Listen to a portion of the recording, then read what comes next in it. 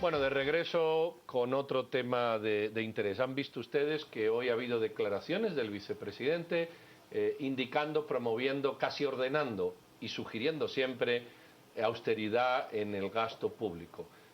Hay que darle crédito a quien lo tuvo, que fue el ministro de Salud, el señor Mariano Rayo, que el 29 de octubre fue el primero en emitir una orden o una circular que obligaba a todo su ministerio a que fuese austero con los gastos, sobre todo cuando no hay dinero, cuando las condiciones no están para tirarlo y bueno, y cuando siempre no se debe gastar lo que no es de uno con esa alegría que gastan en algunas organizaciones, sobre todo en convivios, fiestas y otras cuestiones que vamos a hablar. Vamos a hablar de la austeridad del gasto público. ¿Qué se puede recortar? Qué no debería de existir? O sin ser tan drástico, hacia dónde podían apuntar los recortes y la eficientización del mismo. Freddy Gómez, profesor universitario de presupuesto y director ejecutivo de Cardinal. Freddy, buenas noches. Y también Álvaro González, diputado y secretario de la Comisión de Finanzas del Congreso de la República. Freddy, austeridad. ¿Dónde agarramos el presupuesto, las finanzas públicas o como le quieras y con unas tijeras empezamos a cortar sin mucha discusión? Bueno, yo diría que lo primero sería preguntar por dónde lo quisiéramos agarrar. Digamos que podría haber una forma contundente de hacerlo y que tendría que ser con un ofrecimiento que hizo el señor presidente de reformar, de llamar a incluir gente joven, a hacer una reorganización. Cuando se hace la figura de reorganización, el Estado se faculta para tomar medidas trascendentales y que tienen implicaciones presupuestarias. Y en la otra esquina tendríamos lo cosmético, que sería volver a usar el papel ya impreso para volver a imprimir de la otra cara, que al final no va a tener un efecto de tanto impacto. Álvaro, el vicepresidente usó la frase "la Magdalena no está para tafetanes", refiriéndose a ese llamado de austeridad. Hemos visto, por ejemplo, cómo únicamente en un convivio del Ministerio de Salud 15 millones era lo que se tenía presupuestado. Hemos visto a lo largo de la historia en el Congreso de la República los abusos que cometen los diputados comprando canastas navideñas, haciendo sus bacanales, porque creo que no se puede llamar de otra manera, en hoteles de lujo, en Contraloría hemos visto lo mismo y se repite a lo largo de todas las instituciones. ¿Es posible de alguna manera poder regular todas estas festividades y celebraciones que se hacen a costillas de un pueblo que muere de hambre, de enfermedad, hospitales sin medicina? ¿Es posible por lo menos entrar a recortar ahí y seguir, por ejemplo, con todas las prebendas de viáticos, bonificaciones, carros, gasolinas, celulares que tienen, por ejemplo, los sindicatos de los diferentes ministerios? ¿Cómo podemos regular eso? Bueno, tal vez es importante poner dos escenarios diferentes. Uno, hay los realmente grandes ahorros que son los que nosotros tenemos que ver, como por ejemplo van básicamente en temas de fiscalización, como por ejemplo nosotros el poder aprobar una ley de contrataciones del Estado reformada, que es lo que esperamos que pase esta semana o principios de la otra, donde podemos tener nosotros ahorros de 3.000 o 4.000 millones de quetzales, que sí son ahorros realmente importantes en el presupuesto, y bien los gastos que al final del día vienen a ser cabalmente un reflejo de que el sector público está consciente cabalmente de lo que tú estás diciendo.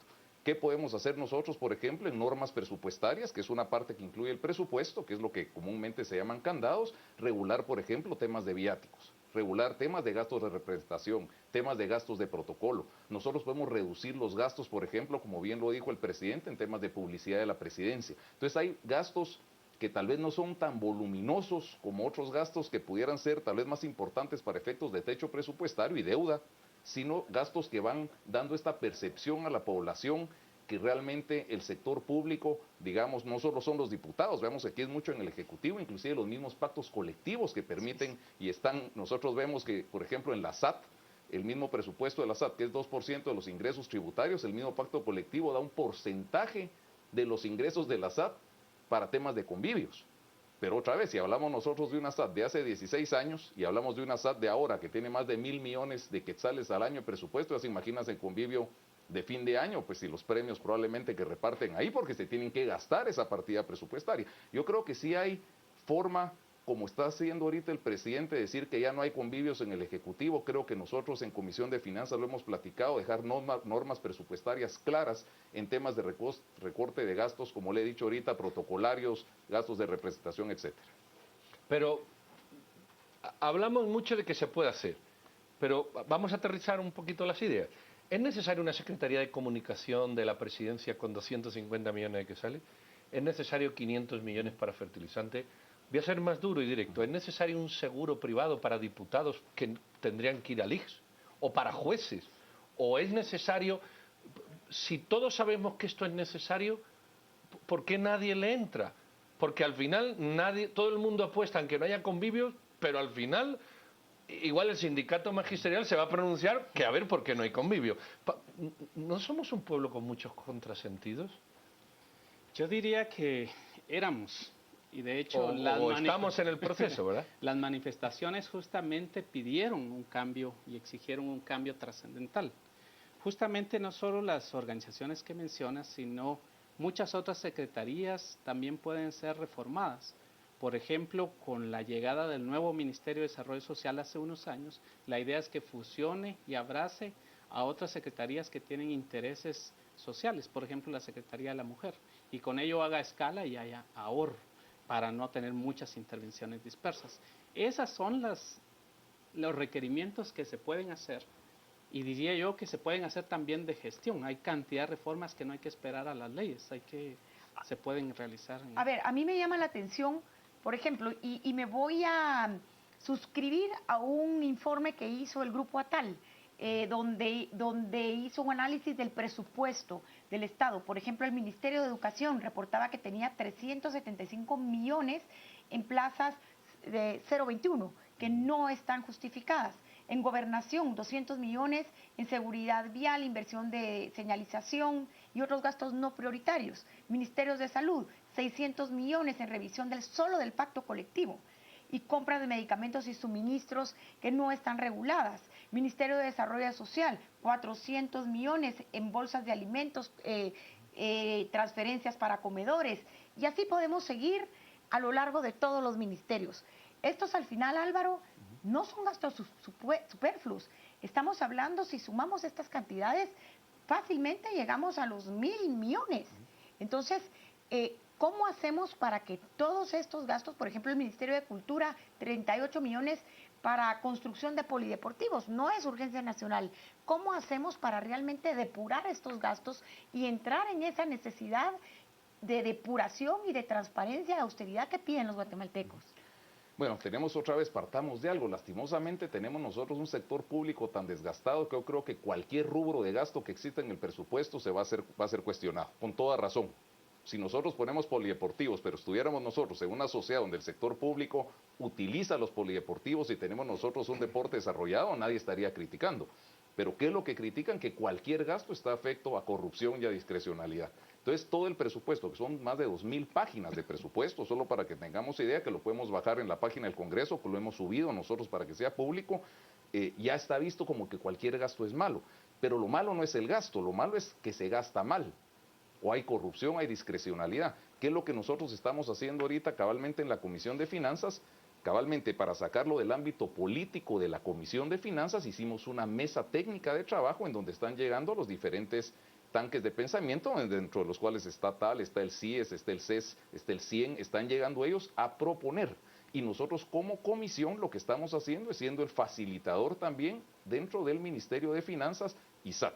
¿Por qué? Porque recordemos que este ejercicio no es fácil. A nosotros nos mandan a comisión, les repito, más de 2.000 páginas de presupuesto y otras 2.000 páginas de listados geográficos de obras, y es un trabajo que ya la comisión, que el Ministerio de Finanzas lleva meses haciéndolo.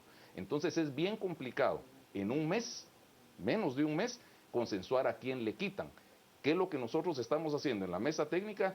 Tal vez compartiendo un poco esa necesidad de manos y de capacidad técnica para personas e instancias como Atal nos puedan sugerir de dónde nosotros podemos recortar el presupuesto. Porque, por ejemplo, es ilógico tener 200 millones en señalización cuando vemos que aquí en la capital, en el interior, no hay señales. Alejandro Sinibaldi no hizo absolutamente, ni señalizó, ni pintó las carreteras, no hay nada. Entonces, ¿por qué seguir siendo ¿cómo le podemos decir? Maniatados y flagelados por este tipo de presupuestos que no tienen ninguna lógica. La pregunta sería, ¿qué va a ocurrir, Freddy, para el 2016?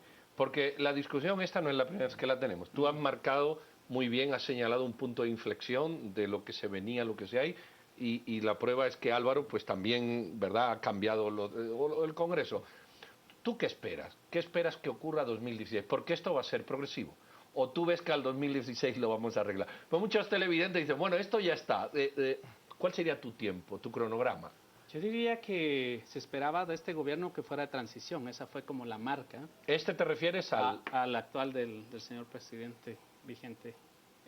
Lo que está pasando siento que es una profundización de lo que ya se traía. Es decir, la inercia que se traía va a llegar hasta enero. ¿Qué ejemplos hay fuertes? Por ejemplo, no es que tengan que gastar porque tengan que gastar. El Ministerio de Comunicaciones al menos en septiembre iba ejecutado 40%. Por suerte, si hubiera acelerado y mantenido contratos más altos, ahorita la demanda a los acreedores sería impresionante, ¿verdad?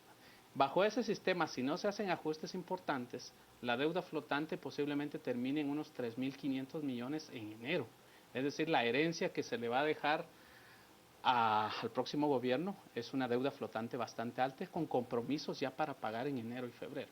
Entonces, si no se hace algo pronto, creo que va a haber una profundización del descalabro que ya se traía en estos meses anteriores. Ahora, usted habla de que va a haber una inercia, sin embargo, Guatemala ha cambiado y ya no es la misma.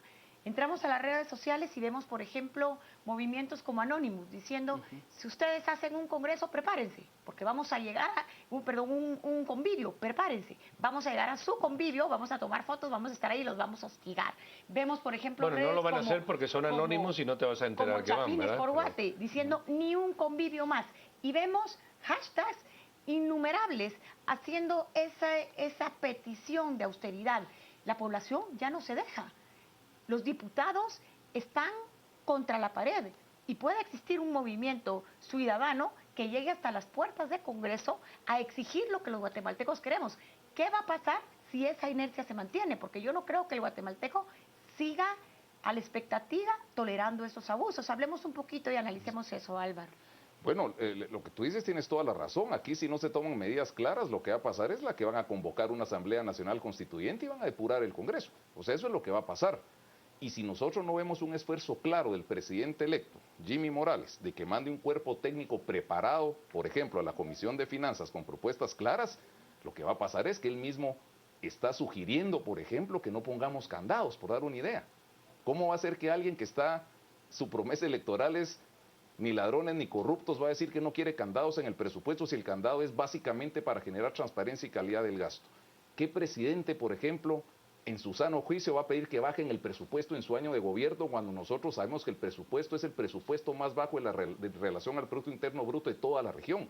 Guatemala tiene un presupuesto paupérrimo. Nosotros deberíamos tener un presupuesto de 100.000 millones de quetzales si queremos atender las necesidades de la población.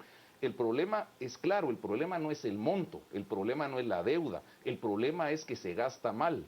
Ese es el verdadero problema. El problema pero no Álvaro, sin saber cómo se gasta, no podemos hablar de paupérrimo o no paupérrimo, porque ha sido el discurso de siempre, gastamos muy poco, pero como tú bien dices, pero lo poco que hay se lo roban, si gastáramos mucho, posiblemente se robarían más. No tenemos que aterrizar de una vez en qué gastamos el dinero como...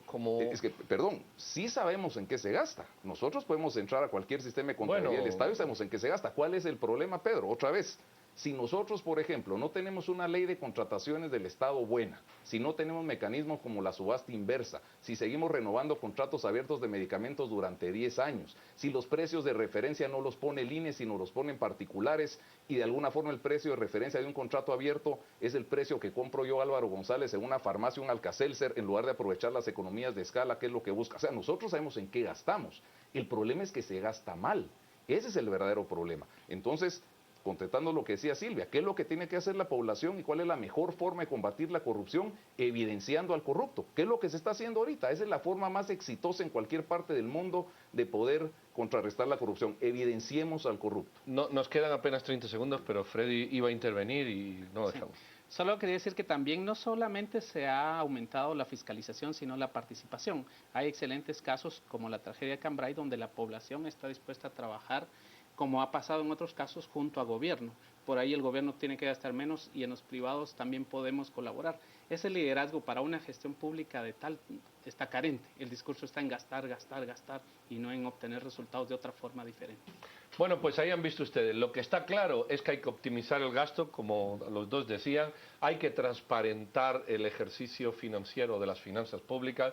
Quizá haya que reprogramar ciertas cuestiones, como Freddy apuntaba, y creo que Álvaro pues también veía. Y lo cierto es que estamos en un momento de lanzamiento en el que posiblemente sea irreversible el proceso que se está emprendiendo y, gracias a Dios, expresión coloquial, para los creyentes y no creyentes, es muy posible que esto se arregle, no en 2016, pero bueno, con que se arregle en 2020 creo que hemos ganado las Yo cosas creo también, Pedro, más que lentas. es importantísimo el valor ciudadano de poder acudir al Congreso, presionar. Un ejemplo lo acabamos de ver ahorita en la noche. El presidente electo Jimmy Morales acaba de anunciar que José Ramón Lam desde hoy ya no forma parte de su equipo de transición debido a un plagio que cometió en su tesis y a que la ciudadanía pidió esa depuración. Así que ahora toca ir al Congreso a exigir transparencia. Creo que es el mensaje de hoy en la noche también. Muy bien, pues Freddy y Álvaro, muchísimas gracias. Gracias a ustedes. Freddy, tú por estrenarte, creo que por aquí, y Álvaro por dar la cara, porque en situaciones difíciles no todos los diputados, y Así es, antes Álvaro, preguntamos, muchas se atreven a venir. Así que Álvaro, muchas gracias porque tú siempre estás dispuesto. Gracias, Sé Fred. que hay un costo de mucha gente que dice, pregúntale al diputado, pero bueno, el que el diputado venga a dar la cara en ciertos momentos creo que ya es suficiente elogio. Y a Freddy por tus análisis, te esperamos por aquí muchas veces más. No se vayan, vamos con nuestro compañero, no José Antonio, sino Juan Carlos Sandoval, que nos va a leer los últimos tweets y nos despedimos, doña Silvia y yo, con un caluroso saludo para ustedes y, como le decía, no sin antes dejar la palabra al señor Sandoval. Buenas noches y adelante, Juan Carlos. Gracias, doctor. Vámonos a las redes. Patricia Monge, la transparencia es lo que se requiere, un gasto efectivo y no despilfarro. Este país no está para improvisar, no podemos chapucear leyes y presupuesto. Indispensable que en todo convivio de trabajadores estatales sean celebrados con su propio pisto y en horarios inhábiles. Tienen que eliminar los convivios, el dinero no es de ellos, así de simple. Zuleika, en la SAT hace más de 4 años que no aumenta ni un quetzal de deuda, ni no reparten dinero a diestra, dice Zuleika. Rudy, si se bajaran los sueldos de los diputados también sería otra buena cantidad disponible para cubrir urgencias en salud. ¿Y por qué tengo que pagar por convivio ajeno? Apenas voy a los míos, no es austeridad, es dar prioridades y no ser corrupto. Parte de los mensajes. Vamos a la pausa. Al regresar entramos ya al debate. Mario Archila como analista invitado y el licenciado Adrián Zapata hablando de ley tarjetas. Ese es nuestro hashtag de la noche, ley tarjetas. Hablamos acerca de la aprobación en redacción final y por artículos de la llamada ley de tarjetas de crédito. Ley tarjetas es nuestro hashtag de la noche.